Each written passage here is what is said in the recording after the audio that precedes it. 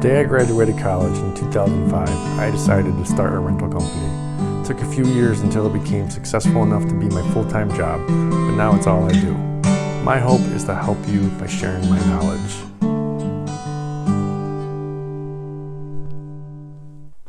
Hey there, so someone asked if I could go over our process for washing dishes, so I'm just gonna run through that real quick.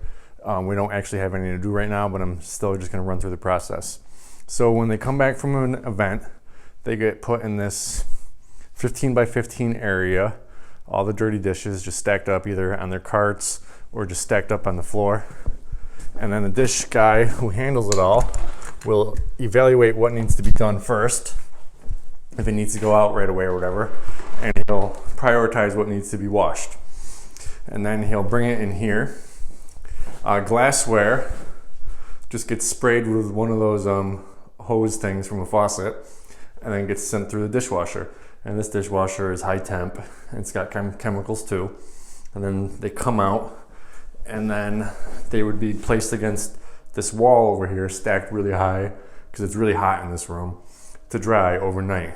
And then the next day he will pull this table out and check every glass, put it up to the light and check and spot clean it, because even though they're clean, there's some residue on them and you got to get those spots off. And what put them through the dishwasher doesn't get rid of oil like lipstick and stuff, so you got to check them. And then the plates, same thing. He'll evaluate what needs to be done, bring it in, do it in the order that makes sense. And then we've got 6 sinks, 1, 2, 3, 4, 5, 6. And they don't come back like the hour after the event, so if they come back the next day, 2 days, 3 days later, so the food on them is dried. So he fills all these sinks up with hot water and soap, and he puts the plates and stuff in there and lets them soak. Now while he's letting them soak, he is doing the glassware. Then once they're done soaking, he will wash them off kind of quick with a sponge and then send them through the dishwasher. And then the same thing, they get put against the wall to dry, and then the next day he will check them. They don't have to be checked as thoroughly, but you still got to just make sure they're all clean. Now the glassware just goes through right in its racks, and then the plates, you can send them through in the green racks that they come in, but we've got these racks with slots so the plates stand straight up, because the water can't really get in between them in the racks that they get transported in. It works better to have a little more space. So that's really it. To run it down again, everything gets put outside of this room. The dish guy will evaluate what needs to be cleaned first and prioritize things.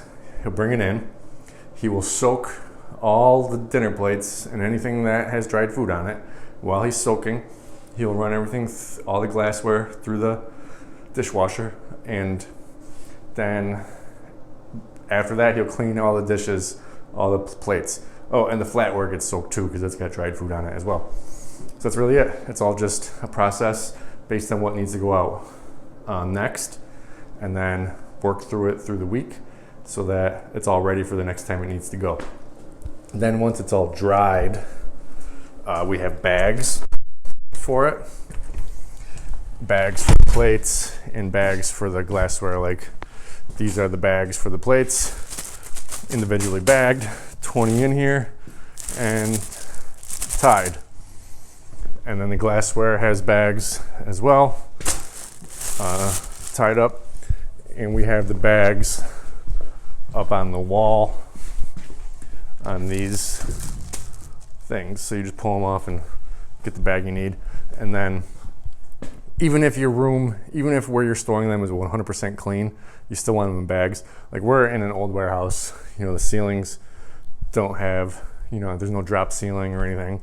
So everything that we have is in bags to keep it clean so that we don't have to check them when they go out for the next order. We just grab them and go.